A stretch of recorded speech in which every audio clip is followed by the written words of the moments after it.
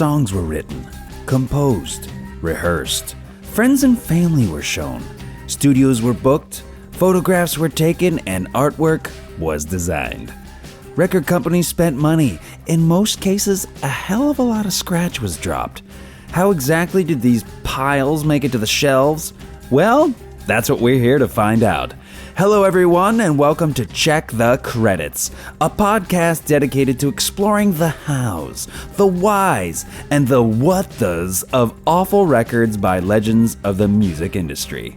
Some unashamed plugs. Follow us on the gram, that is Insta at check___ the credits.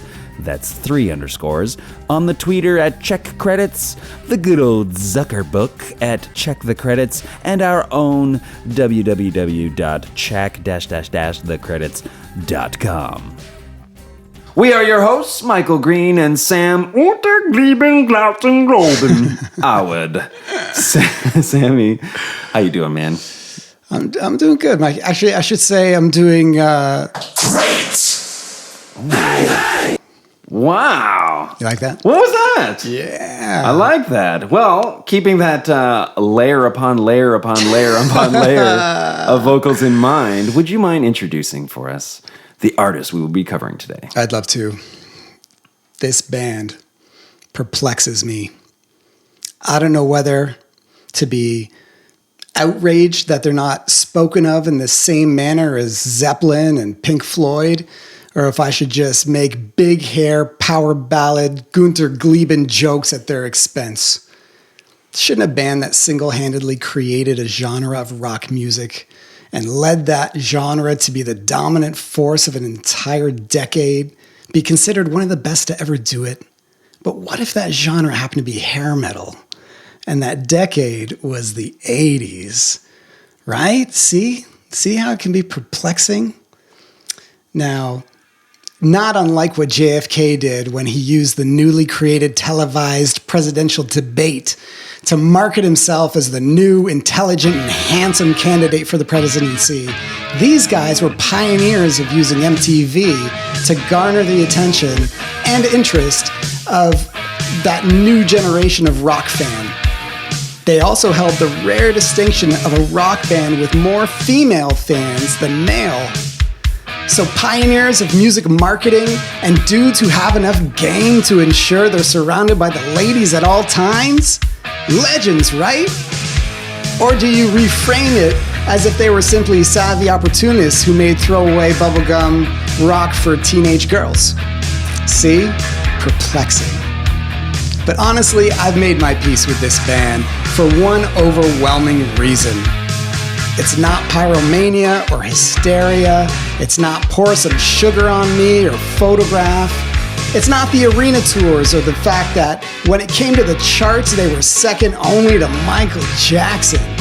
No, this band won me because when they had a bandmate going through the worst tragedy that could befall a musician, they refused to give up on their brother. And that, to me, is the definition of what a great band is. So the legendary band that we're talking about today is the great Def Leppard. But in the early 2000s, as rock was continuing to lose the battle to hip-hop and pop, the boys from Leppard made an album that some say was too poppy, but I would argue wasn't poppy enough. They made an album called 10, and that's what we'll be discussing today. Yeah. I love your intros, man. I look forward to them so much. Thanks, Michael. So can you talk to me about your personal history with Def Leppard? I can't. I got nothing. I have zero. I've got earliest memory of Def Leppard. Earliest memory. Oh, sorry. Okay. Here's one. Wow. Go. Right off the top of my head. Okay. So I knew Leppard from the radio, just, pour some sugar on me and stuff.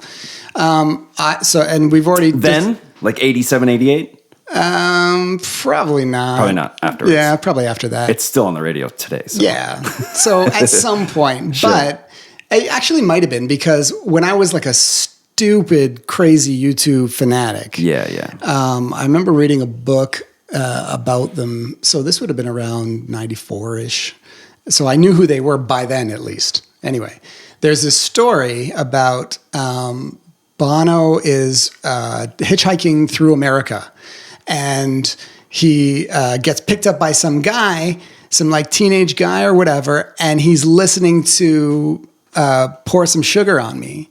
And so he's driving, realizes who he's got in the car, and takes it out and puts in Joshua Tree. And Bono is so ridiculously bummed because he was like, it just sounded like trash compared to the Leppard tune. Yeah.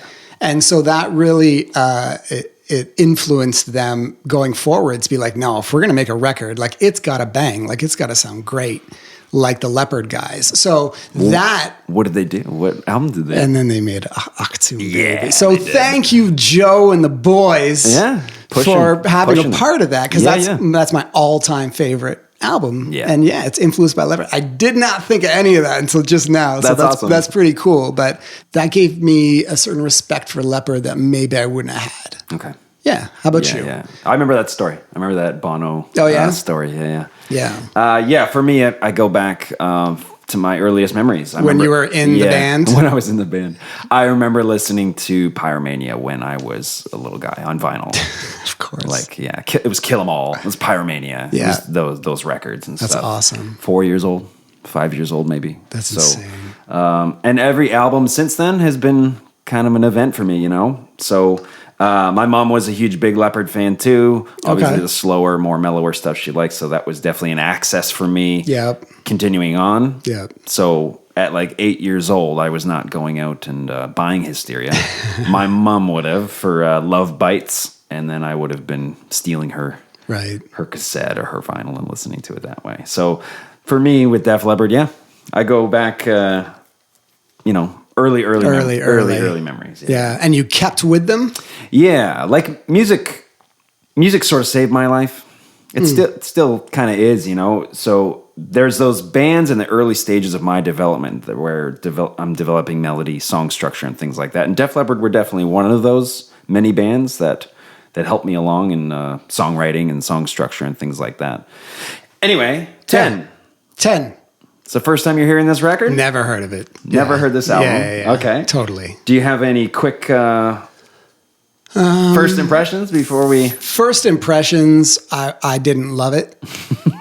It grew on me. Some of it. Interesting. Yeah. Okay. So at first, listening to it, we'll get into it when we do track by track. Yes. But I feel like now I can say it's like top heavy. So I definitely like the first, the A side more than the B side. Yeah. But or side two. But yeah. How about you? Oh no, I owned it. Yeah. Yeah, like in 2002 or whatever. Yeah. I would have went out and do you remember what you thought of it at the time? Yeah, I liked it. Yeah, I liked it, but I remember thinking like it was really very poppy and not as edgy and sort of heavy as I would have liked it to be. Okay, this was coming off of like Slang came out in '96. And then 99, they kind of reverted back to their Def Leppard sound with like a really 80s sounding Euphoria. Yeah. And then after that, oddly enough, they kind of did something different with this record in 2002. Mm-hmm. And it's not all the way Slang, but it's also not all the way like Hysteria or something. Right. It's somewhere in between. Yeah. So, no, I own it. Yeah, of course you do. But hey, I went out and bought Lulu when that first came out too.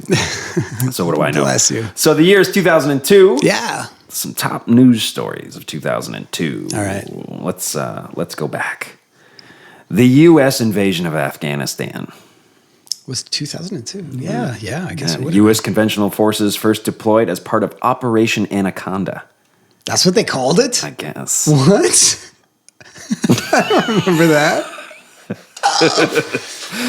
My anaconda don't want none unless you got buns. U.S. Vice President Dick Cheney serves as acting president for 2.5 hours while President George W. Bush undergoes a colonoscopy. Are you serious? I could barely get through that without laughing. That's amazing. Yeah. And for those 2 hours, he was able to give $10 billion to all of his companies. He was just waiting for the opportunity. He was just waiting for that colonoscopy. Hey, W. Well, when was the last time you had a... I never had one done. Well, maybe... You should do that. The Osbournes. Yeah. Premieres on MTV. Oh, okay. Yeah. Good for them.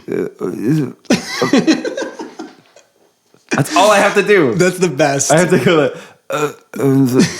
and that's it. You know who I'm doing. Michael Jackson. Yes. Dangled Prince Michael II off the balcony of his hotel room in Berlin. Yeah, that's reckless, Michael. It just shows he's obviously never held a baby. What was he thinking? What was he thinking? Eminem's The Eminem Show is the biggest selling album of the year, selling 7.6 million copies. Wow.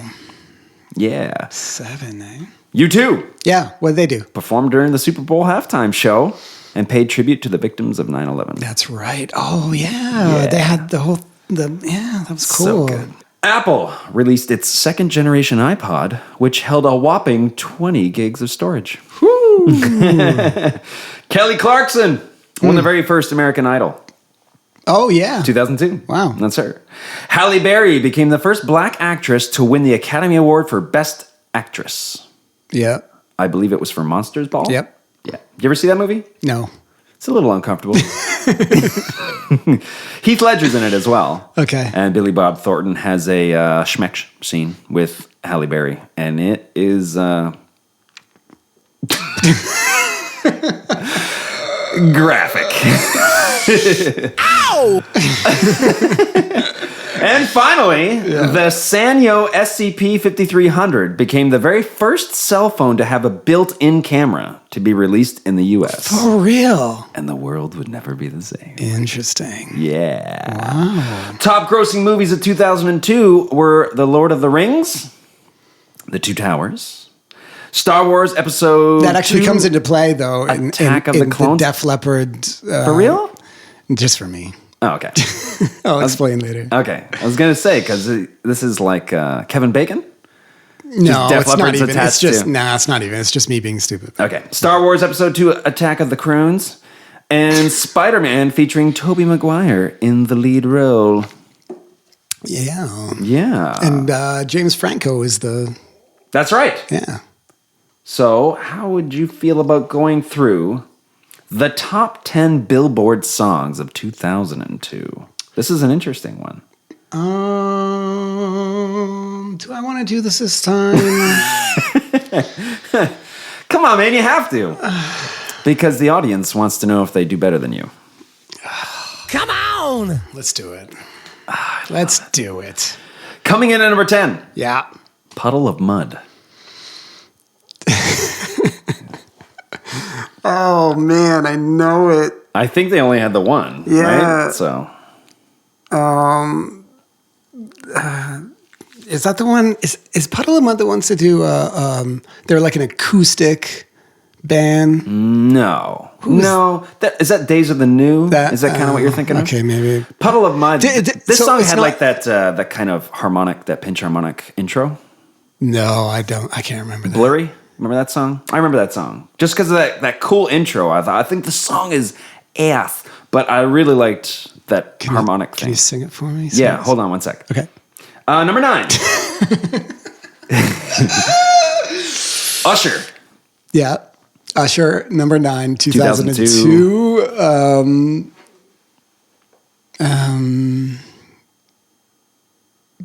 Yeah. You asking me or telling me? That's a song? You No? got it bad. Okay, no, I don't know it. Would you have gotten it? No. All right, number 8. Fat Joe featuring Ashanti. We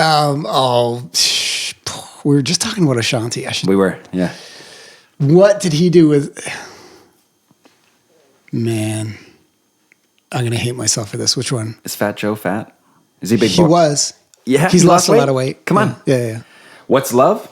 Yeah, What's Love? Man, got to do with it. Oh, they sampled Tina Turner? I mean, they just kind of, what's the term when you sort of take a thing and... Steal it? No, stop it. What's wrong with me, though? That was a huge hit. I should have known that. That's one. okay, guy. Okay. Number 7. Linkin Park. Jeez. Do you have a Crickets drop? I mean, Linkin Park's had a lot of hits. I don't know. In 2002,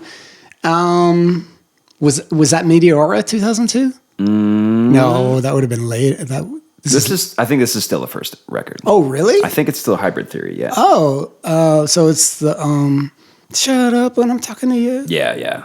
It's not that song though, is it? I'm about to break. What's that song called? One step closer. Yeah. It's not that? This is In the End. Why did you just say it like that? I would have gotten it. Really? Were you on your way? I might have. You needed the auto-tuning, I think. I know. Lil Wayne would have got there. Yeah. They did that song with Jay, right? In the End? I know when they did that whole album, I think they did some kind of mashup of In the End and something. Anyway. I know Numb was the big one. Yeah, that was a big one. They did Numb and Encore. They stuck together. Loved it. Number 6, Vanessa Carlton. Vanessa Carlton. Crap. That was... Just for the record, you haven't gotten one yet. I just... in case you forgot. 1,000 miles. Nice! Yeah! See? I can't believe you just needed some motivation. Yeah. Just diss me. What? How's that song go? Nope. Not doing it. Come on. I sang Blurry for you. Yeah. Number 5, The Calling. The Calling. I actually remember this song. I'm sure I'd remember it when you tell me. No idea. Wherever You Will Go. Sing it. Sing it though. Sing it for real. The guy's voice is like super low. So lately, but calendar. He kind of sings like that. Wherever you will go. No. That's it. Then number 5 too. Yeah, it's Cheeseball. Nelly featuring Kelly Rowland. Number 4. Roland? Roland. Oh, what did they do together? Is Nelly the guy with the Band-Aid on his face? Yeah. Got it. I don't know it. Wow. Dilemma? I don't know. Sound familiar? You know this one. Number 3. Nelly. Okay, Nelly. Okay, I'm just going to 2002. go through his hits. Yep. So, I don't know, like titles. Well, I guess you're singing some, and I'll help you. I'm going to start singing. Okay, Yeah. 1 second. It's Nelly songs. Down now, baby, don't turn the rain. No. Baby. Nope, not that one. The apple bottom jeans, boots with the fur. Is that the chorus? Yeah. No. She hit Not the that floor. one. Baby got low, low, low, low. No. It's getting hot in here. That's it. You got it. Hot in here. I knew I'd get it. You got it, man. You're crushing it now. 2. Number 2. Okay. Ashanti. Oh, man.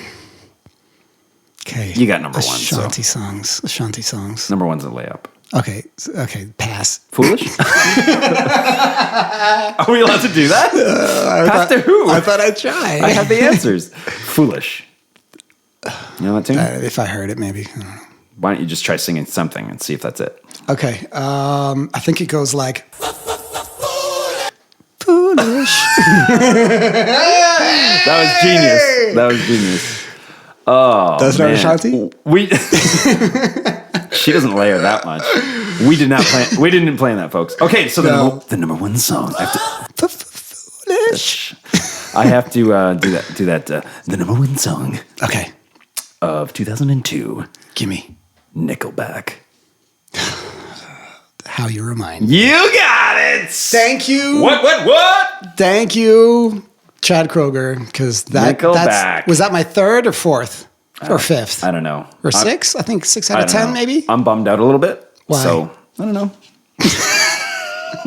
For real, that's 3 out of 10. I think. I think you got 3. Yeah, it was pretty horrible. bad. So Horrible. are you ready to check the credits? No. Do it right. You want me to do a big one? Do it right. Do you want me to do the Bruce Buffer thing though? Because last time I did it, you left me hanging. No, I won't. I promise I won't. I don't know how good this one's gonna be, but let's try it. Let's check the credits.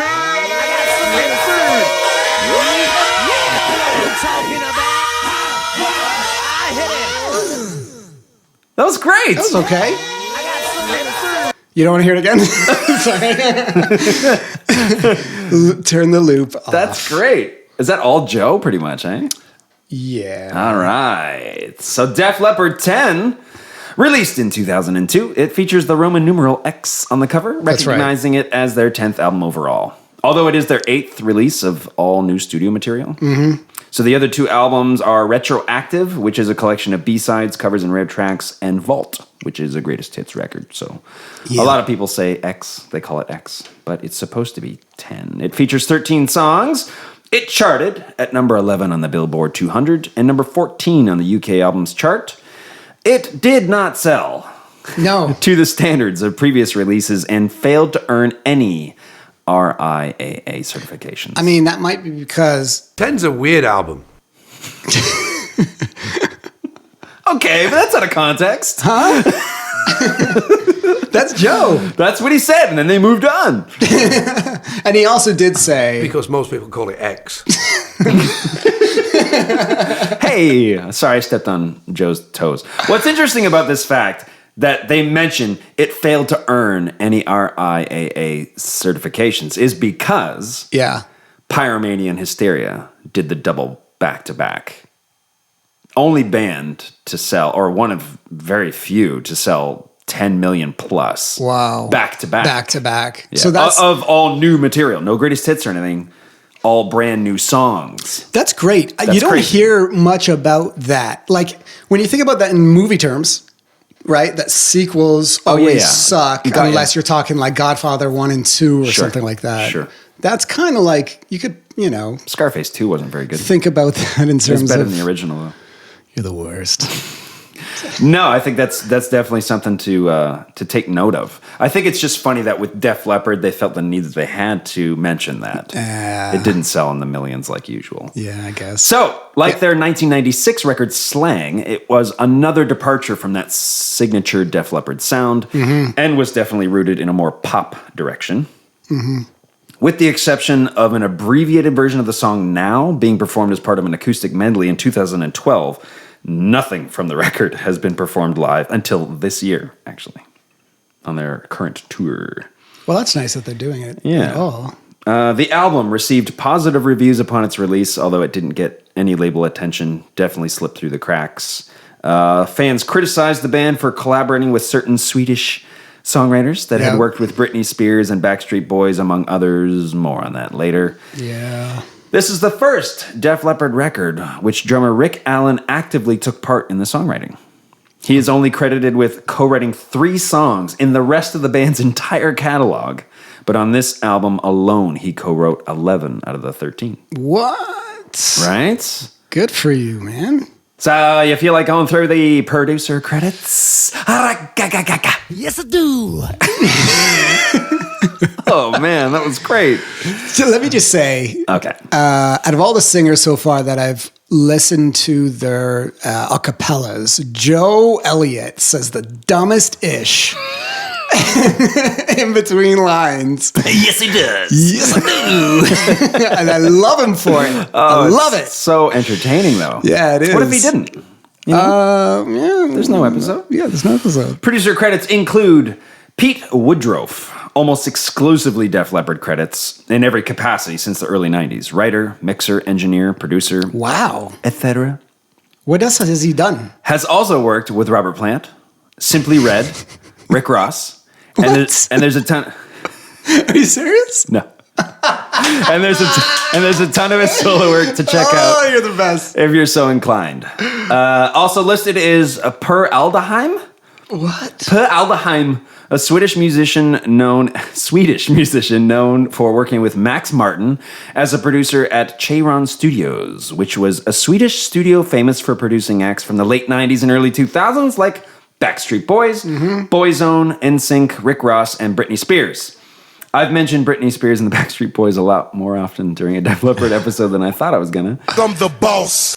Yeah. Had to get that in there. Andreas Carlson is also listed. Like Alderheim, he is a Swedish producer, composer known for his work with Madonna, Janet Jackson, Rick Ross, and Jennifer Lopez. Oh, man. Marty Fredrickson is the one American guy Leppard worked with on this record. He is known for his work with Aerosmith, Ozzy Osbourne, Rick Ross, Mick Jagger, and a ton of others. Oh, man. He's also known for providing the lead vocals for Jason Lee in Almost Famous, Oh, interesting. the fictional band Stillwater. That's cool. Yeah. All right. That's okay. I'm only the fucking lead singer. And finally, the band themselves are listed as producers. I think Def Leppard had produced so. Rick Ross as well. I just remember during the Lil Wayne episode, you were like, Rick Ross and Rick Ross. And Rick Ross. And Rick Ross. Hey. So, man, how you feeling? You feeling like going track by track on this bish? I guess. Do you not want to? We can skip this part. So the first song up is called Now. This was the first single. Hey there. If you want to listen to this clip, you're gonna have to go download the album. If you dare. It's pretty shitty. Hence the purpose of this podcast. Anyway, back to the show. So I was excited to hear this when it first came out. Yeah. Like, if I remember correctly, I think I was even like waiting for the debut on rock radio. Wow. Like, still back then, 2002. So I would have heard like the DJ say, and up next is the brand new single from Def Leppard. And I'm like, oh. Yeah. And then that's what they played, which is solid. Yeah. I think it's a solid song. I dig the track, actually. The first thing it reminded me of actually was the part in. So my favorite all-time Leopard song is. No, it's actually It changed? Bringing on the Heartbreak. Oh, wow. Okay. So okay. I love that. Actually, going back to years and years ago when we were first connecting, I think, and we were just like, okay, who do you listen to? Who do I listen to? I was like, Def Leppard. Yeah. And I remember you made me a little playlist. Did? Yeah, you That's made me awesome. a mixtape. Sounds like something I would do. Yeah, and I was courting you. yeah, and it had "Bringing on the Heartbreak," and I was like, I love this tune. Like, I didn't realize I could a great like hook. Yeah. Leopard so much, Yeah. and I loved it. But this part, no, that's Yeah, my yeah. favorite part of that song. Now, right now. Right, Is that what you're talking? that's Yeah, what I'm yeah. saying. Okay, and so okay. when I first heard "Now," I was like, oh. Yeah. Like, and I wished they like recognized how cool that part was and said like, hey, what if we take those no's Maybe they and did. made them into now? Maybe it was subconsciously they did it. I love it. Yeah. So I cool. dig that tune. Me too. I like It's that not song. a typical like Leopard song, but my favorite Leopard stuff is actually when they kind of operate outside of what they're known for. Yeah. I feel like that's the stuff that ages better. Oh, interesting. It's 17 years later, and I think the track still sounds good. I think it sounds good too. sonically. So it doesn't sound 80s like the bulk of their catalog. Yep. Definitely one of the fewer kind of edgier rock and roll tracks on this album. Which I actually don't think is like the worst thing in the world. Okay. That you listen to a Leopard song and it sounds like the 80s. I don't Okay. think that's a problem. Okay, we can definitely get into that more in our conclusion for sure. Okay. I also did some more research, All right. and I found some YouTube comments. Are you interested in hearing that? Okay, you're going to hear them anyway. Okay. Snake Eyes, 1 year ago, says, if I played this song to my crush, do you think she'll understand my intentions? Love this piece to bits. Hitcham Hardif, 1 year ago, says, 40 years ago and still rising like Roger Federer in tennis. All right. I just look at that. He makes an after. That's so great. Sean Hauser, 7 months ago, says, right now, there is no other than the present. It's a gift. That's why they call it a present. Now, stay in the moment.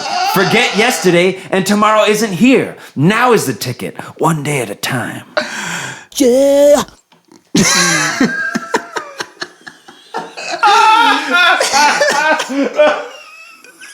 Isn't that the greatest? Oh, this guy. That's Joe doing his Michael Jackson. Yeah.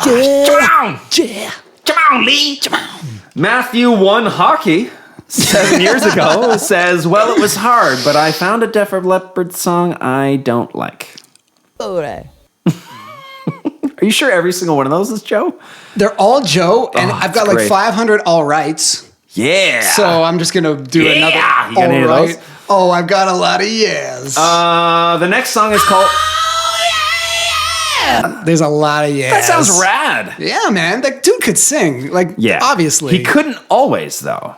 What? Yeah. So I was going to leave this to the end, No, but we whatever. can get into it. Yeah. So if you listen to the Def Leppard EP, which is the only thing that Rick Allen actually doesn't play drums on. Another guy played drums on that. Yep. But then On Through the Night is their first album. He's not tone deaf, but it's pretty clear that Joe has a long way to go. Okay. But Really? high from On Through the Night and High and Dry, all of a sudden he's starting to possess like this pretty great rock and roll voice. Yeah. And obviously that had a lot to do with Mutt Lange being involved in High and Dry. On Through the Night wasn't. So On Through the Night, I don't like Joe's voice on that at all. But I kind of compare it to Bono's big leaps of becoming this great singer eventually. By the time you're getting to like Unforgettable Fire, the guy's just unstoppable as far as like a vocalist is concerned. And I think Joe Elliott, by the time you're getting to like Pyromania, Hysteria, like he's just getting better and better and better. Yeah. He didn't have it right away. You know, the first album, vocally is pretty weak. But I thought by the time High and Dry comes, like if Bringing on the Heartbreak was a song that was on Through the Night, I don't think you're getting those, no. He couldn't sing like that. Okay. But I think Mutt pushed him. Just to push this even further. Yes. All right. So talking about that performance. The performance on the first album? On Bringing On the Heartbreak. Bringing on the Heartbreak, yeah. Have you seen the movie? The Def Leppard story? Yes. I think it's awful. The greatest rock Horrible. biopic of all time. Horrendous. It's just about the worst thing I've ever seen. Biopic. Yeah. Anyway. Is it just called Hysteria, the Def Leppard story? It's hilarious. It's garbage. It's amazing. Yeah. The acting is like life or death. Yeah. And the music sounds like Lord of the Rings. So bad. It's just like... They got Anthony Michael Hall to play Mutt Lange. Yeah. What But in the balls? It's hilarious, though, because I'm pretty sure Joe produced the entire thing. I think the band had something to do with... How? Because Joe comes off as the wisest... He has all the best lines in the movie. It's basically like nothing good happens if it's not for Joe. That movie's really bad. Yeah, but I love it. Especially the scene when he's doing the Bringing on the Heartbreak. Yes. And the actor is trying to sing it. And then all of a sudden it cuts to Joe doing it. So what I love about it, and I wanted to try that. I want to try this. I just thought of this right now. So I just put something on your mic. So what's the scene where he tells him to go higher, keep going higher? Yeah. What's the actual line he's doing there? It's the chorus. I think it's Can't You See, maybe, right? Is it that? It's the pre-chorus. Yeah. Oh, can't you see? You got the best of me. Yeah. I think it was that. And he wasn't doing it. What's happening? So yes, Satan? I wanted you to try doing that, but you know what? I don't think it's going to really work with this. Okay. Because what if... Oh, jeez.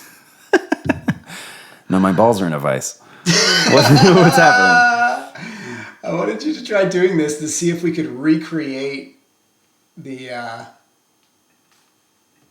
Okay, so... All right. Let's try this. If it doesn't work, it doesn't work. I'm Mutt. You're Mutt. I'm Joe Elliott. You're Joe. And I'm singing very subpar. This will be easy for me, though. Yeah. So let's see. Let's see what I got here. Okay. So you're saying you got the best of me. I think so. Yeah. So you don't have to sing a full voice, but just let's see this. I don't think I can hit those notes. So just sing it at whatever key you want.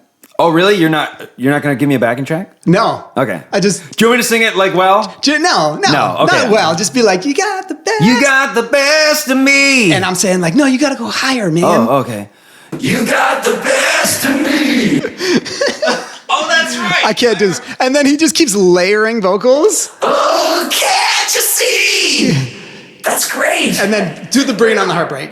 You're bringing on the heartbreak. Yeah. Yeah, and then he brings it all in, and it's just And like, they're like, oh my wow. God, I can sing. So I couldn't Yeah. do it there because I had it set for the haze, there's a lot of like low, there's like the, All right. yeah. So Oh, it's my set for gosh. that. I should have set, if I would have thought of it, I would have set it up so it's just all higher and higher. Oh, okay. Because then he's like, okay, listen back to this. And all I of a sudden know. it's like, I hate that scene yeah. so much. I love that scene. It's so not what happened. It's so ridiculous, but I love when they do stuff like that in movies. See, I don't.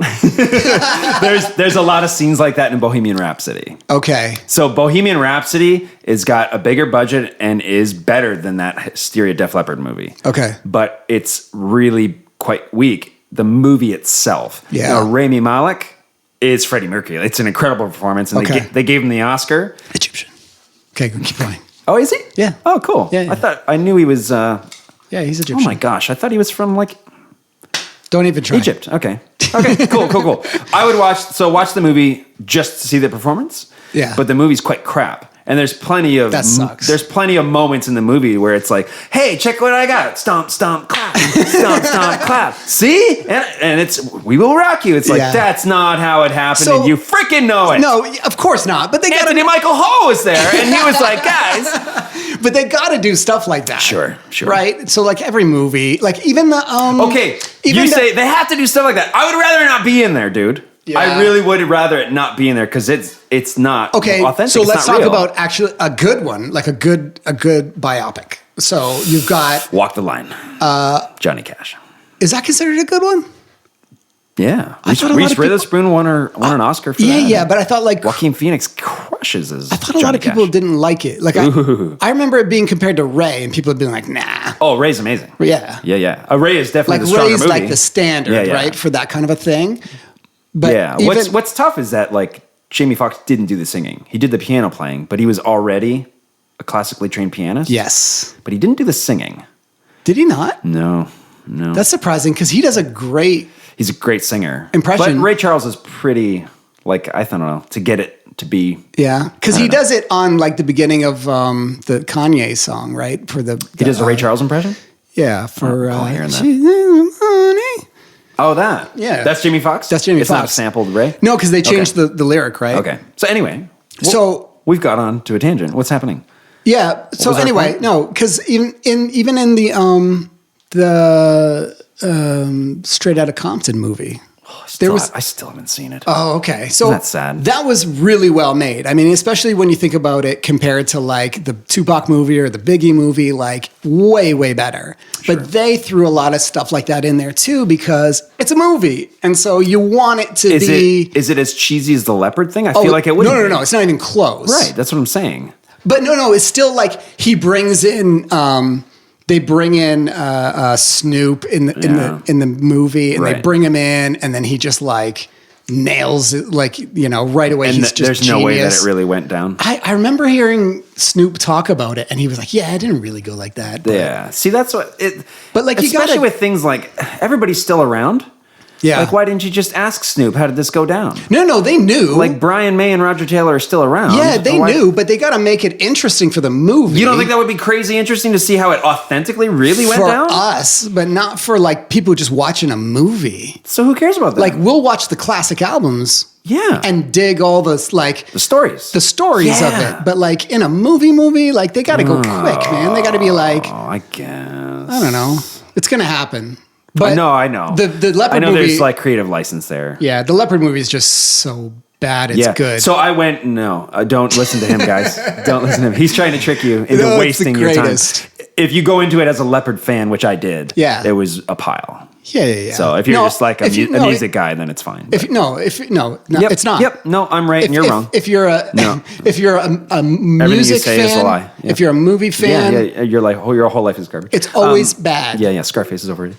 Do you want to move on to the second song, or do you want to still argue Let's about just whether talk. Def Leppard, Okay. that History of Def Leppard movie is any good? The behind the music is cool. Watch that. Yeah. But that movie is dog shit. Okay, what's the next song? Unbelievable is the next song.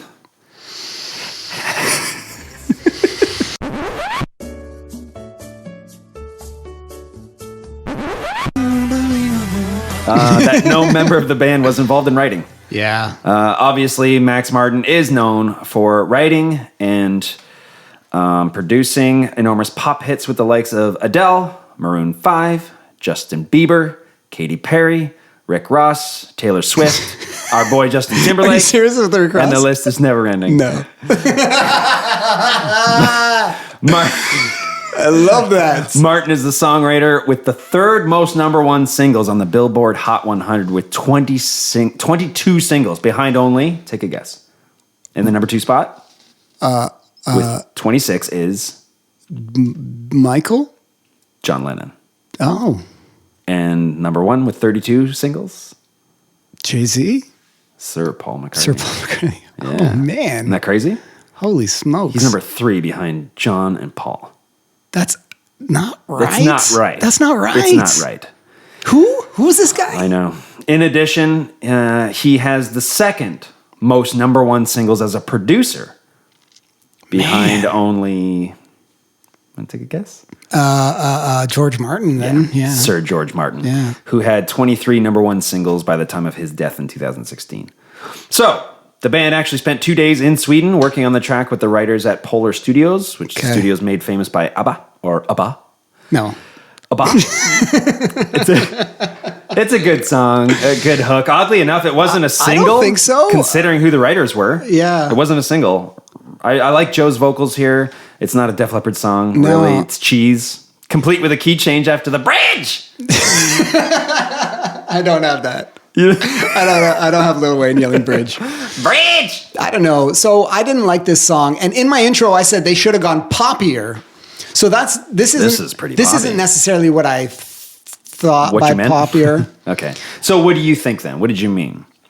Because I know the stories behind like hooking up with these guys, hooking up with Marty Fredrickson as outside riders. Yeah. Like other than Mutt Lange, they hadn't really done. Yeah. He sort of became a member of the band, right? Mm-hmm. Was that they had heard on Aerosmith's album Just Push Play, which came out the year previous, that they were writing with, like, remember that song Jaded? Yep. Def Leppard heard that song and were like, oh, we got to hook up with, so they were using outside riders, Bon Jovi, and all these sort of bands were writing with these kinds of guys. So I saw an interview with Joe where he said he was completely against it. Okay. The idea. Okay. And then he was kind of convinced, like, okay, well, we don't have to use it. Right. So we might as well, try. So I guess this is what we're doing here, is trying to get to the bottom of why you let it happen then. Because it's not your second album or your third album. Like Def Leppard are a quantity, like they're a brand at this point. There's been a movie, there's behind the scenes or behind the music, all these things. So if Joe Elliott, the spokesman of the band, arguably the leader of the band, absolutely, says like, no, we're not writing with Guy who writes with NSYNC. It's not happening. Then it doesn't happen, right? Unless there's label pressure going, you guys really need a hit here, or you need to sell some records, and it didn't work anyway. No. So do you think because it didn't work, Joe Elliott in retrospect goes, I was against it, like Hetfield going like, I was against putting on mascara. Well then Hetfield, the mighty Hetfield, you don't put on frickin' mascara then, Guy. Well, Lars told me that's like, shut up. We've seen Some Kind of Monster. We know that you do what you want. When do I get a chance to? So my point of they should have gone poppier. Okay, so give me an example. What do you mean? I think it would have been cool because, so in that clip that I watched where he said, I was against it, we can write our own songs, obviously, things like that. Sure. I feel like they could have had an interesting renaissance if they had gone the songwriter route. So like a Richard Marx ends up writing for Backstreet Boys and NSYNC and has this great, career as a songwriter. I kind of feel like if they would have, written some songs and given them to these sort of boy bands and these kind of pop groups coming up, I think that would have been a cool move. Right. Because then that would have set them up as like the elder statesmen of like great big pop music. Yeah. And that could have been a cool in for them in a new generation. Interesting. Yeah. But that, and I could see though how that would have been really scary for them because they still, they see themselves as a real rock band. And to be fair, most of the songs are written by them. Exactly. There's only a few that have outside writers. But I would argue that a lot of the artists that we've listed so far have like these big polished production stuff. Yeah. Which we could probably either blame or give credit to Exactly. Def Leppard and, Right. and Mutt Lange. So Mutt I feel Lange was like- an outside writer before he was going in the studio and everything. But I just feel like if they would have like embraced their pop roots, which I guess what they were trying to do here, which I actually commend them for it because it made sense for the times. Sure. And like, I feel like they didn't, like, if you look at like the 90s, and it's an interesting progression because they started off so serious, right? With grunge music kind of taking over. And it became like, okay, if you're not like really serious and upset about something or so apathetic that you're going to sing about it or whatever it was that, people... Anti-fame. All that stuff, right? It starts like that, and it ends the decade with like the proliferation of like the boy bands and the girl bands. So it was almost like everybody was just like kind of sick of it. We're waiting for some sunshine. Yeah, and then if you look at, but it made sense too, because if you look at it socioeconomically, in the U.S. anyway, the 90s, got a lot better economically, and just because lots of reasons, but it got a lot better, and so usually the music goes along with it reflects the times, right? So the 80s Reagan era, where there was just a lot of conspicuous consumption and things like that, and then you got these bands like Leppard and all the hair metal bands who were all about partying and having a good time. That made sense.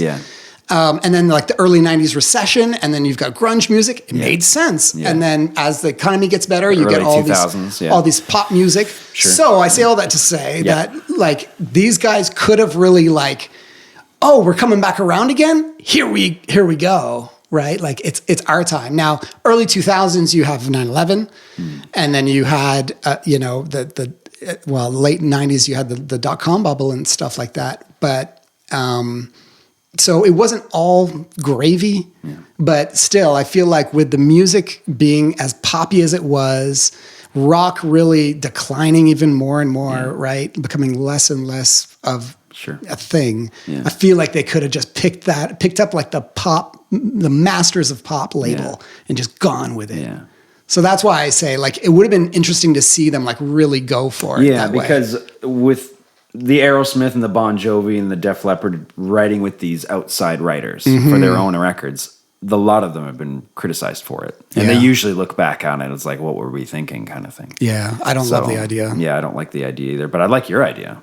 Yeah. Retrospect, hindsight's 2020. So they do, even they write a song for NSYNC. Yeah.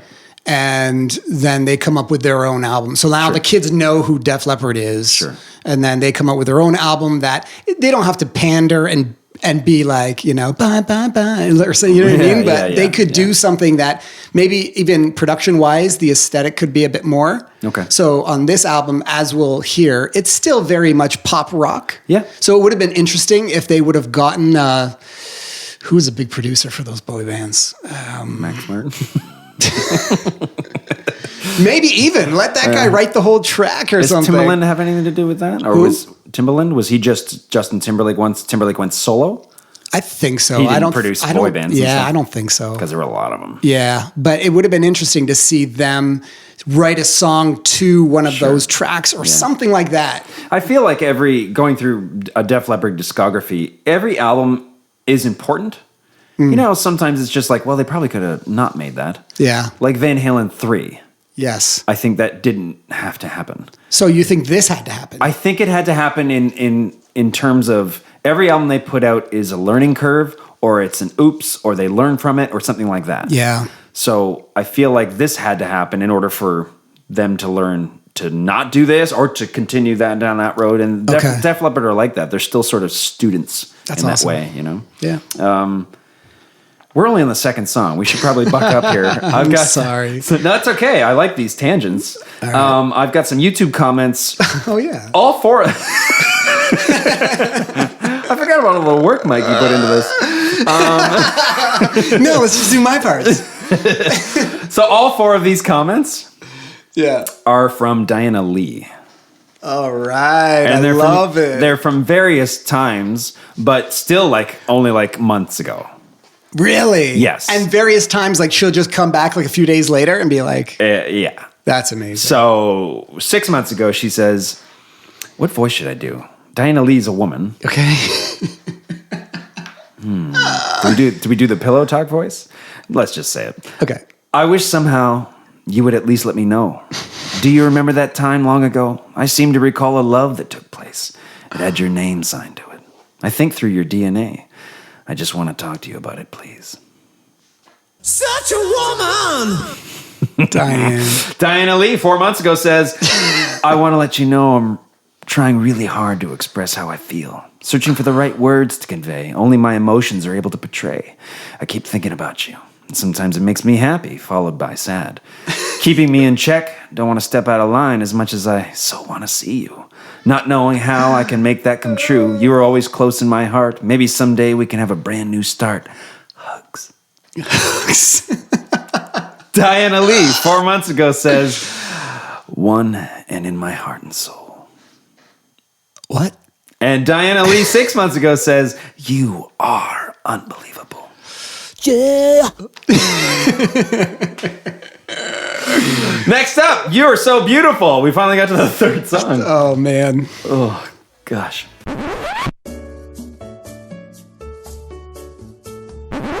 And I think they just Marty Fredrickson had a big hit with Jaded with Aerosmith. Now, that song was big. So I think Leppard are thinking well, we should do that. But I like that. Yeah. I like this idea, man. Yeah. It's a nice track. I thought it was catchy. Like most of the tracks on the record, it's a deliberate departure from the classic Leppard sound. So it just isn't a classic Leppard song. No. I actually saw them on this tour. Really? Back in 2002, yeah. And they played this song live. Anyway, how about you? You like the track? Or? I don't like the track, but okay. I think if it was done by, like a younger Aerosmith, pop band. Oh, okay. Man, I'm not following your tracking at all. But yeah, I think they could have. I think this could have been a big tune for the Jonas Brothers. Or something. For sure. I actually don't know anything about the Jonas Brothers. I'm just saying. A band like that. The only thing I know about the Jonas Brothers is that when I was looking at guitar fails, and they had the Lil Wayne guitar fail thing, Joe Jonas or Nick Jonas was on there too on the same video. Oh, and he's playing a guitar solo during some awards show. And so he comes out on stage playing some guitar solo. Okay. And it's dog shit. And he's not doing well. It looks like he can play the guitar, not like Lil Wayne. So it looks like he's just lost his way that sucks. and hit some bum notes. So, but it's on there. Guitar fails and it's there. Poor guy. Stupidly on the same video though, they've got Lars live at a show. It's like cell phone footage or something. So Kirk is on the drum kit fucking around, and Lars is picking up the guitar, and it's really bad. But it's that's not fair. That's not the same thing. Yeah. Anyway, Dummies. Trevor Dinsmore 8 years ago says one of the most overlooked albums in history. Wow, I like that. It's going to bat. Going in history. To bat. Diana Lee makes a return. 10 months ago says, wish you thought of me, then wanted to come find me. Love and hugs always on my mind. And then Diana Lee 7 months ago says, come on. I say this every morning as I watch the sunrise. Oh, man. Rohaimak 6 years ago says, unfortunately, it dropped shortly after America's youth had been poisoned by rap.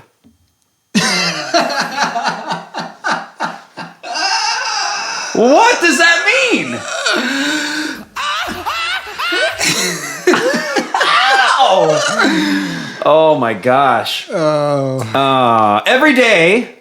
Oh, yeah. Is the next song up. I'm sorry, we're doing something here. That's okay.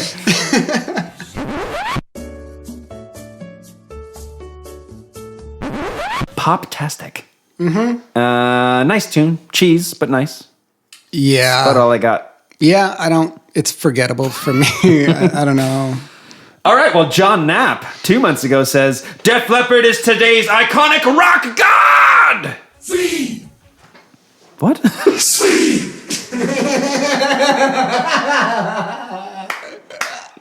Come on, we needed something big. Oh my gosh. Betsy Ross, Betsy, 1 year ago, says, this 2002 album is a personal Mandela effect. I am not a casual listener. This is one of my favorite bands. I love these guys. What was her name? 2002, I was living life listening to radio every day. You tell me I literally never heard one song on this album until today in 2017? What the F? This freaks me out bad. Wow. What was her name? Betsy Ross. I'm the boss. I had to. Retsy Boss. Diana Lee. Oh, She's back. I think of you every day. Wish I could see you. Oh, man. Long, long way to go is the next song up. I think it's Diana Ross. Sorry, what was her name? Betsy Ross. Betsy Ross is messing me up with this.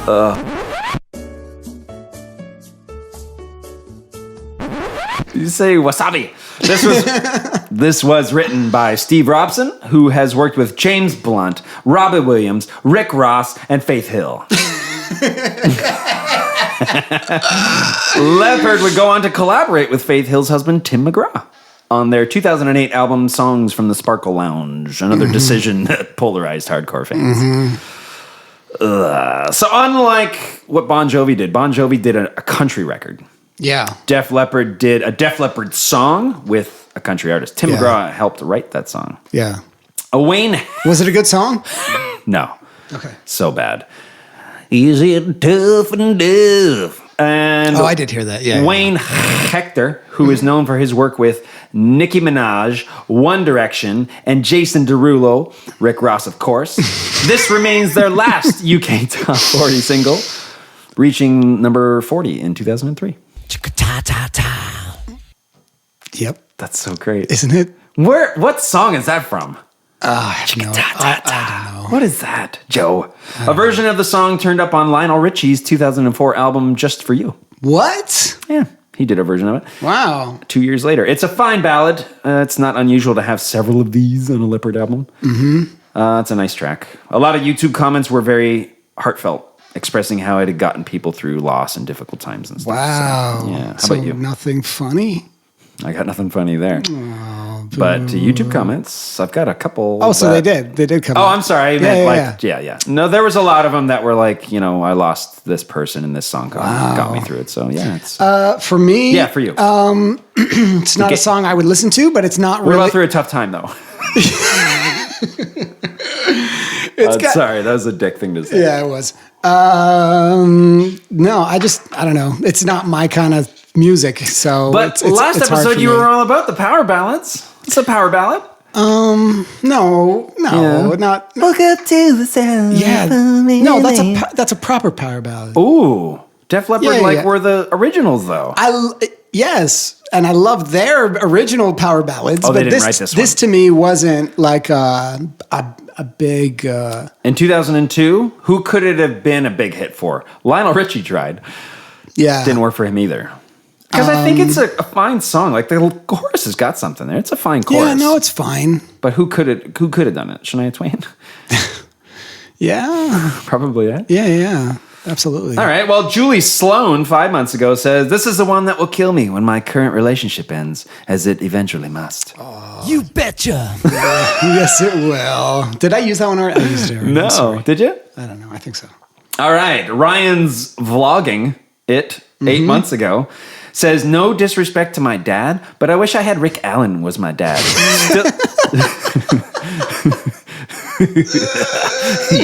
Still got perfect hair. I'm a drummer and bald as shit now. Had heavy metal hair till 87, till 1998, then I spiked it, but I had to shave to the bald look. Damn, Rock's hair still rocking. Fuck's sake. I love it. Eric G, 10 months ago, says, Tupac remake in a way. Guys, if you could have seen Sammy's look. Is that Fighting for the Gods War backwards? I don't know. Tupac remake in a way? What? Like what? Like what? What? Yeah. All right, so Steel Fury 3 years ago says, "Oi, Lep, what's up with you lot? Have you spent all your money or something? Retire." Hey! I'm guessing this guy's from like down south. Yeah. Like Alabama. I love it. 4-letter word is our next song.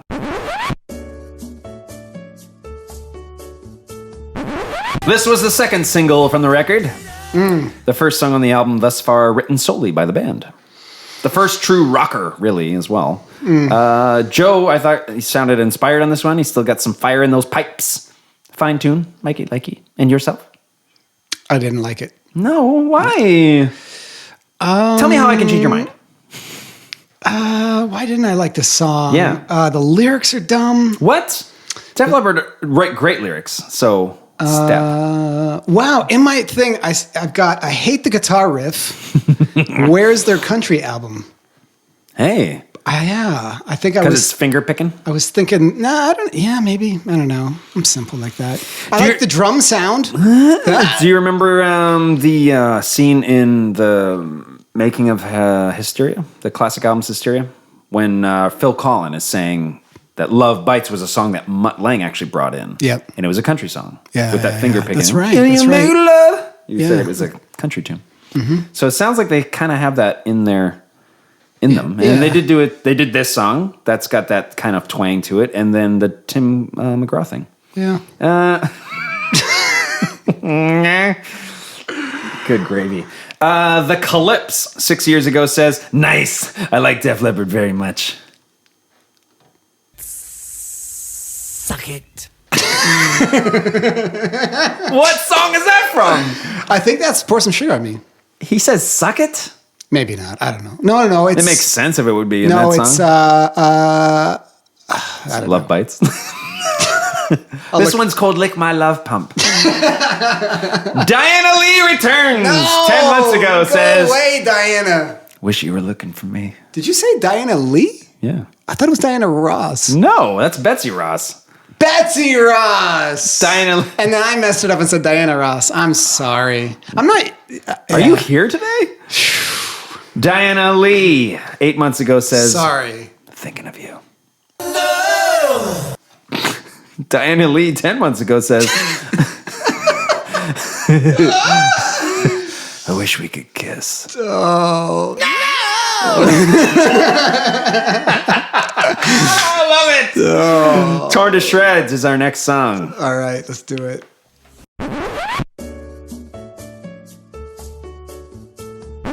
Yeah. So I've noticed with Leopard records that usually whoever is the predominant writer in the liner notes, that's the name that'll be listed first on the album credits. It'll go in order. So it's not the same all the way through, like Lennon McCartney. It won't do that. I remember Paul tried to get like McCartney Lennon on songs that he was the predominant writer, and people were like, "What the?" And he's like, "I'm sorry." Wow. Yeah, people were going up to Lennon and go, "Yesterday's my favorite song." Oh. I actually didn't write that one. Oh, but that's actually that's a great way to do it, though. Yeah. That's how ingredient lists are. Did you know that?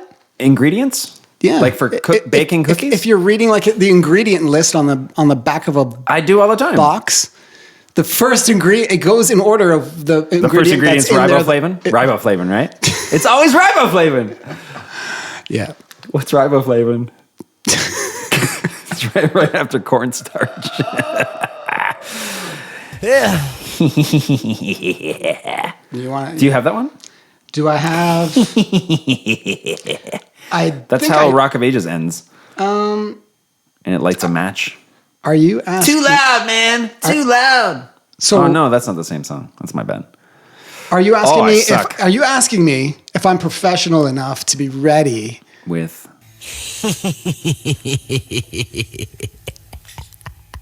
That sounded like a genuine laugh too.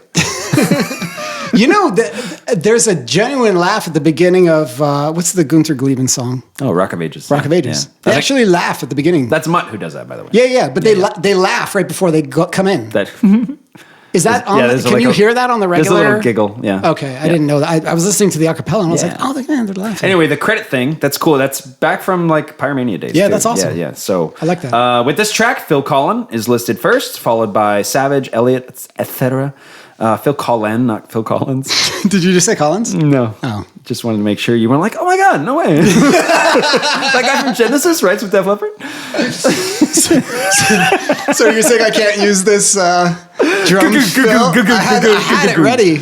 I can feel it. Rick Allen is always listed last. So although he is credited as being involved with the writing for the first time in the band's career, yeah, I'm guessing like arrangement ideas would most likely be his contribution. Yeah. Most drummers have something to do with that, as opposed to bringing in like song ideas. How do you feel about that? Giving a drummer a writing credit for an arrangement idea or for for their part that they're playing? Yeah. So I remember, while you think about your perspective on this, there was a story about the session drummer for REM. Session and touring drummer. So this guy's got a Did they not have a... When he left, yeah, they didn't replace their drummer. They got a studio guy. They got a studio guy. Okay, yeah. got it. And this was, I don't know, he had already done a couple records with them, and he tried to get a writing credit, and they were like, "Listen, guy, you're not in REM." Okay. Because they were one of those bands that. What was he standing on, though? That this drum part was essential for the song. Okay. And so he was like, what do you think I can get a little? And they were like, nope. Yeah. That's usually the argument that I hear, not just from drummers that I've worked with, but in like just that you hear in the industry. Yeah. Is that, but I came up with this thing. And the songwriters are usually like, yeah, but I wrote the lyrics, I wrote the music, I wrote the melody, I wrote everything. Mm-hmm. And just because you went halftime here or something, yeah, or stuff like that. Now I went to a 16 here. Now it's got like kind of a swing. It's like, so that's more of a production thing, yeah. Right. So like producers make those kind of, hey, can we just go halftime there? Or there's too much E going on. Just go to this now. Yeah. But the producer can go, I just wrote a song, right? Yeah. So normally drummers aren't bringing in song ideas. Yeah. It does happen on occasion. You know, I hear stories about if you're guys Phil that are Collins, maybe you do. Like, did he? Sure, but in he Genesis? played piano, he played guitar, he played drums, he wrote lyrics, he sang. But when he was just the drummer for Genesis, was he bringing in songs? Do you know? I really don't know enough about. I don't know if Gabriel was the predominant guy until he left, and then all of a sudden, I know Collins became more the predominant singer. Yeah. Once Gabriel was gone, but I'm not sure. Okay. Never was a big Genesis guy. Yeah, me neither. But yeah, I mean, not all bands like we talk about Metallica, and most songs are written by Hetfield Ulrich. And those two get together. Interesting. Yeah, that's right. Most songs are written by those two, and they get together. James brings song ideas, and they work through it together. So, so from the ground up, Lars is there. Yeah, but what's he doing from the ground up? He's doing arrangements. Well, he's doing arrangements. Take that riff and put them together. But that's more like, you feel like that's legit. Yeah, when you're there from the ground up, like if James is just like, I've got this mess, right, and Lars has got the vision and sort of that kind of thing, but. Your REM guy is like, yeah, but I kind of went to this thing here. That's not songwriting. Yeah. But what Lars is doing is like, we're building this song from the ground up. Yeah. And I feel like that's a lot more something like. But when Rick Allen is there, sure, at the beginning of the songwriting process, to me, the Rick Allen thing, the credit, is just like we're far in this career and we're just giving everybody songwriting credits now. Okay. Like everybody knows Bono and the Edge write everything. Now you giving credits to all like Clayton and Larry Mullen. It's like there's no way they're bringing in anything. Maybe Mullen brought in Sunday Bloody Sunday. Is that how that song got written? With the no. Or did Edge and Bono write it? Edge actually came in with that guitar riff. Yeah. And I don't know if he came in with any of the lyrics. And he wanted the concept of Bloody Sunday, do the song Bono about Bloody Sunday. Okay. I think it was something like that. Okay. But so he didn't play that drum thing and then they're going, oh my God, what's that? And then they wrote it. No, I don't think so. I would say we'll give Mullen a credit. Really? Because it jump-started this song that wouldn't have existed without him playing that drum thing. Really? But if you bring in a song that's already done and drummer is like, but what if we do this? And it changes maybe the feel of the song, but the lyrics are the same, the melody is the same, the chords are the same, everything, the arrangement, everything's the same except you just made a suggestion. Okay. That's a production suggestion, in my opinion. So I don't know what the industry standard is, So though. For you personally, you're a singer and guitar player. Yes. You're in a band and you start playing, or the band's just jamming. There's no idea. You're just all jamming. Yep. And a song kind of comes out of it. Yep. You give the drummer a credit for that? Yeah, absolutely. Wow. Yeah. Okay. So because it's the three of you together. But predominantly what's happening is like James and Lars are coming into the studio and showing the rest of the guys, this is the material. Until we produce the next Until Metallica, me and you produce the next one. And then it's going to be... And Trujillo is the only one on the cover. So bands like Metallica and Rush are definitely like, because Neil Peart writes lyrics, doesn't he? Oh, that's right. You know, which is strange because Geddy doesn't write the lyrics. Yeah. Anyway, I don't mind this song. What I didn't hate it. Torn to Shreds. I got it in my notes that I didn't hate it anyway. Like it's not like it was like ugh. It was pretty. It wasn't like a pop tune. I've actually got in my notes. It sounded like songwriting for songwriting's sake. Like we're just writing a song today. We got to put. It's not. I don't feel like this came out of any big inspiration. I could be wrong, but it doesn't sound like it was inspired by anything super personal or meaningful. It doesn't sound like it was like I had to write this song. It was just an exercise in songwriting. Sure. I think maybe. They wanted to show that they could put out albums in a reasonable time thing because they were known for having big gaps in between records and stuff. And some of that was like, tragedy within the band and things like that. But with Slang is 96, Euphoria is 99, this is 2002. So they were kind of on a roll. Maybe they felt like the next one doesn't come out for a little while now. But let's go to YouTube. Let's do it. Diego Rock Lomas. Die Rocker Eero. 3 months ago. Okay. Are you allowed to have a name that long? Whew. And that nonsensical? This is a kind of song of Def Leppard. I don't like it. Def Leppard sucks! Who knew Kid Rock would make an appearance? That was really loud, Kid Rock. Why are you so loud? Jeff Jones, 2 years ago, says, brilliant song. Def Leppard are the Mutts Nuts.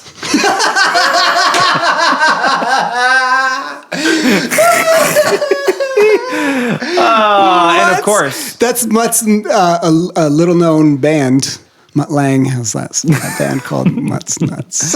I just think that's where Shania kicked him. Oh man! After he cheated on her. What? Wait, what? I know. Mutt Lang? You cheated on Shania? Okay, so I went down like a Mutt Lang rabbit hole as far as just like background on the guy, and it's kind of his MO. What? He had like a wife a while ago too, and like had other relationships with women, and then Shania Twain comes along, and it was like the nanny or something. Oh man! Not that if Shania Twain wasn't gorgeous, it'd be okay to do that, but how do you cheat on Shania Twain? I hit it!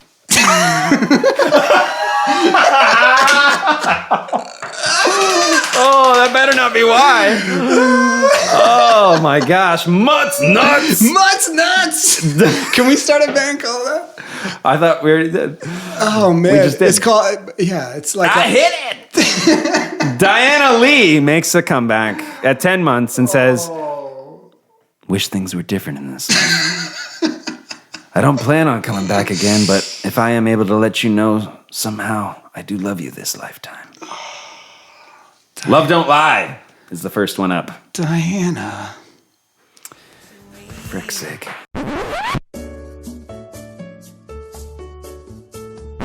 This part's cool. That's my worst part of the whole song. That's my worst part of the whole song, Mikey. Rick Allen was like, what? Or be like, what? No. I just did a visual aid. I'm an idiot. Well, I have props too. That's my worst part of the song. The little... Yeah, because I hate when bands try to use loops and stuff, and they obviously have no clue how, and they do stuff like that. They did it in the 90s it sounds, too, though. So. No, the 90s... They were using little samples like that. I know, and I hated all that. On like slang and stuff, you mean? Yeah, and that's why I thought slang was so bad. How is that not done well? I feel like, because those sound like stock preset, like they got like a loop library, and they just went like, this one. I hate stuff like that. I do. I just hate, it's a pet peeve of mine. All right. Producer, dudes who make beats and stuff, like they don't want to use stock sounds. No. Of course not. And that's not what this is a commentary on. This isn't Def Leppard going, see, we can do it too, Pharrell Williams. Of course not. I know. That's them putting in like... I hate that. I guarantee these guys were like, that sounds cool. I know. Guaranteed that was the end of their thought on it. I know. That's exactly what I'm saying. This is your musical statement to the world in 2002. Shouldn't you care? It's like their 10th album. They're not making a statement here. Okay. I'm sorry. I'm sorry for wanting them to care more. Scarface is overrated. Joe is the dominant writer on this one. Okay. I should mention that nothing on this record sounds dated sonically. No. to me. Except Like it wasn't that- like, oh, that's so 2002. Yeah. Oh, I see what you're saying. You know what I mean? So Leppard have obviously always been known for putting out great sounding records. Yes. Because they spend so much time in the studio. Yeah. Well, no matter which era they're in. They aren't lazy in the studio, and they put a lot of work into making the best sounding records they can. So in 2002, they were embracing and utilizing whatever their little library of... Their loop library their of loop library, 2002. I guess. Yeah. Oh, this is interesting then. Oh, we can open a can of worms. This is going to be the longest episode of all time. It's going to be the longest one. I can't believe how... I'm okay with it. This wasn't our intent. I'm okay with it. So I've sent you a lot of songs over the years. Hey, Yeah. Sammy, I wrote this song. Check it out. Yes. Every now and then, Yeah. there'd be like a loop thing in there, Yes. married with acoustic drums and Right. the guitars and stuff. Right. Every time I do that, you go, oh, I hate Mikey doing that. Be truthful, dick. He's not looking at me, guys. He won't look me in the eyes. Oh, I totally... No, Because where do you think I'm getting them? You think I'm No. going through my vinyl and sampling? absolutely No, not. I'm going into a I know loop you library. are. I know you are. Because I'm a rock guy. Yeah, I know you are. So you hated every time I did that? I'm going to do it on every song now. So my thought actually was it's like a placekeeper.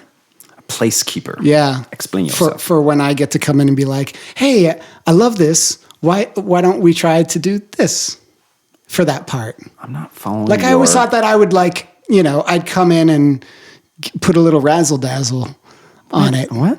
Yeah. What? Yeah. I always figured when it was time to release this, we would revisit that loop. Oh, So it's like, okay, I like that direction. I like Okay. what he's thinking. Okay. And I always knew, like, obviously you didn't necessarily have the desire to really get into that side of it. I wouldn't know where to start, because But we did we've collaborated we on have a stuff lot. where you're like, okay, you've sent me something, Yeah. and I like when you have sent me a loop in the past, Yeah. or a beat that you made. Sorry, not a loop from your library, but a beat that you composed. yeah, I pick up the guitar and it inspires me to write a song on it. yes, and you've done excellent work to that. and not rap on it or anything. Right. But so when I do that, you go, I'm always just kind of thinking like, okay, I wish like, Mike hadn't ruined my beat. Oh no!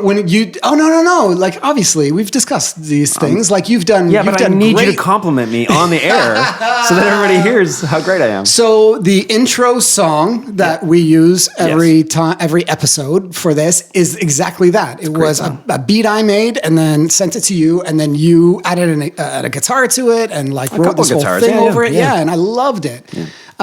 But we've collaborated even before that, where you've kind of sent me ideas, and then I, would send you back stuff. And I've always liked rock and roll bands that start to they bring like industrial loops or those kinds of sounds into like a traditional rock and roll song. Yeah, and I only like that when they're working with somebody who knows what they're doing. Okay. Like when they actually work with a electronic music producer, Yeah. and that's what this guy does. Right. So when you hear that stuff, it just sounds more legitimate to me. Like it's you know what I mean? Because for all we know, Rick Allen could have done that. He could have sampled his own drum and put it in there as a cool little part. I know Travis Barker does stuff like that on his records and everything. So for all we know, No, there's no way he did that. you don't know that though. You weren't there. I'll put money on it. I don't have any money. Jeez, you know that. So let's go. I thought the song was cool. I don't mind "Love Don't Lie." I thought it sounded okay. It still offers plenty of like, the big classic Leppard background vocals and stuff. There's still plenty there for Leppard fans to kind of chew on. Mm-hmm. So no, let's talk about this loop thing. No, I'm kidding. So Diana Lee. 4 months ago. Oh man. Said, "My tango, my tico ba." No, okay, she didn't say that. I got things on my mind. I'm not too afraid to admit. My body expresses a hidden love from within. When this happens, though I'm all alone, with my one and only on my mind, I feel a magnetic force calling him to me.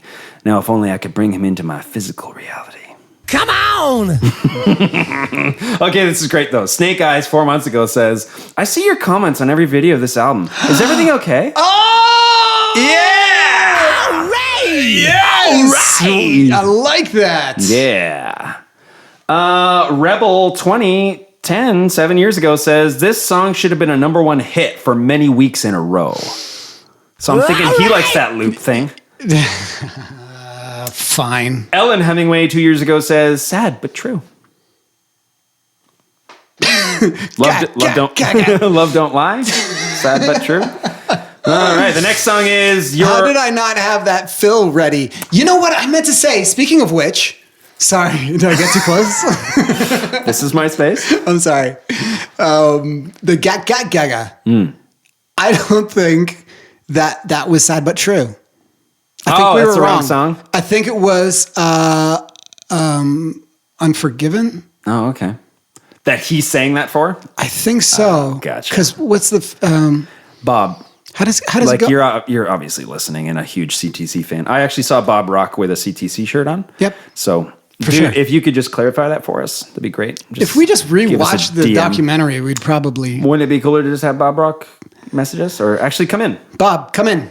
He's in Windsor a lot. I think it's okay. I won't make this any longer. I'm so sorry.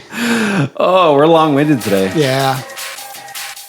Hey guys, this is one half of the long-winded duo. Just wanted to jump in and make sure you're enjoying the episode so far, and don't forget to check out part 2.